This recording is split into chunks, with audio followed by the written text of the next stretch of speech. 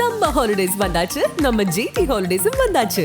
GT Holidays, South India's #1 travel brand. மார்க்கெட்லயே கம்மி சேதாரத்துல இன்னும் 1% தள்ளுபடி கொடுப்போம். ஓகே, வைரநக கேரட்டுக்கு 5000 தள்ளுபடி கொடுப்போம். தள்ளுபடி திருவிழா.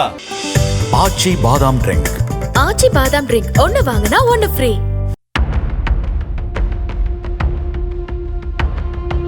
சோசியல் மீடியா தளங்களில் புகழ் பெறுவதற்காகவும் லைக்ஸ்களை அள்ளுவதற்காகவும் இன்றைய இளைஞர்கள் சிலர் ஆபத்தான செயல்களில் ஈடுபட்டு வருகின்றனர். சமூக வலைத்தளங்களின் பயன்பாடு அதிகரித்துள்ள இன்றைய காலகட்டத்தில் ரீல்ஸ் எடுத்து அதன் மூலம் புகழடைவதற்கு எந்த எல்லைக்கு வேண்டுமானாலும் செல்லலாம் என பலரும் நினைக்கின்றனர். இதனால் கிடைக்கும் புகழ் போதையை அனுபவிப்பதற்கு இவர்கள் எதை வேண்டுமானாலும் செய்ய தயாராகவே உள்ளனர். அதே நேரம் குற்றச் செயலில் ஈடுபட துடிக்கும் நபர்களும் சோசியல் மீடியாவை தங்களுக்கானதாக பயன்படுத்திக் கொள்கின்றனர். அந்த வகையில் சென்னை புளியந்தோப்பில் அரங்கேறிய ஒரு சம்பவம் அனைவரின் புருவத்தையும் உயர்த்தி உள்ளது. கடந்த சில நாட்களுக்கு முன்பு சென்னை புளியந்தோப்பு பகுதியைச் சேர்ந்த சிறுவன் தன்னுடைய இன்ஸ்டாகிராம் பக்கத்தில் அதிர்ச்சி அளிக்கும் ரீல்ஸ் ஒன்றை பதிவிட்டுள்ளார். அதில் வெயிட்டிங் ஃபார் 302 என்ற தலைப்பில் ரீல்ஸ் வீடியோ ஒன்று வெளியாகி இருந்தது.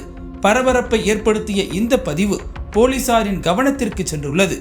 இது குறித்து போலீசார் நடத்திய விசாரணையில் சம்பந்தப்பட்ட சிறுவனை பிடித்து அவனது வீட்டில் சோதனை மேற்கொண்டனர். அப்போது வீட்டுக்குள் மறைத்து வைக்கப்பட்டிருந்த 2 அடி நீளமுள்ள பட்டாக்கத்தியை போலீசார் பறிமுதல் செய்தனர். தொடர்ந்து அந்த சிறுவனிடம் மேற்கொண்ட விசாரணையில் சில திடுக்கிட வைக்கும் தகவல்கள் வெளியானது.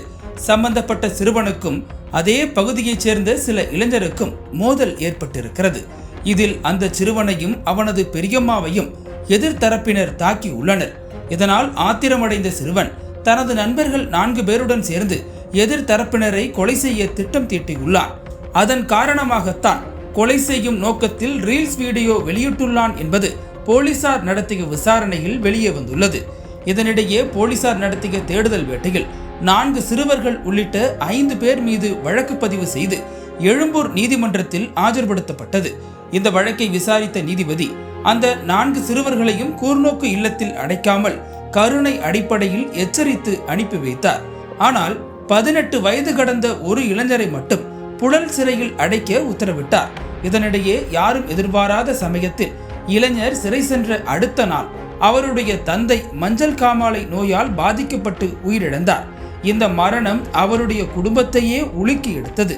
தந்தையின் இறுதிச் சடங்கில் மகன் கலந்து கொள்ள வேண்டும் என்பதற்காக வழக்கறிஞர்கள் பர்வேஸ், ராம்கி, சதீஷ் உள்ளிட்டோர் புழல் சிறையில் இருக்கும் இளைஞருக்கு பெயில் கேட்டு எழும்பூர் நீதிமன்றத்தில் மனு தாக்கல் செய்தனர். அந்த மனுவை விசாரித்த நீதிபதி சம்பந்தப்பட்ட இளைஞருக்கு வருகிற 12ஆம் தேதி வரை பெயில் வழங்கி உத்தரவிட்டார். வெயிட்டிங் ஃபார் 302 என இன்ஸ்டாவில் பதிவிட்ட இளைஞருக்கு நேர்ந்த சம்பவம் அனைவருக்கும் அதிர்ச்சியை ஏற்படுத்தியுள்ளது.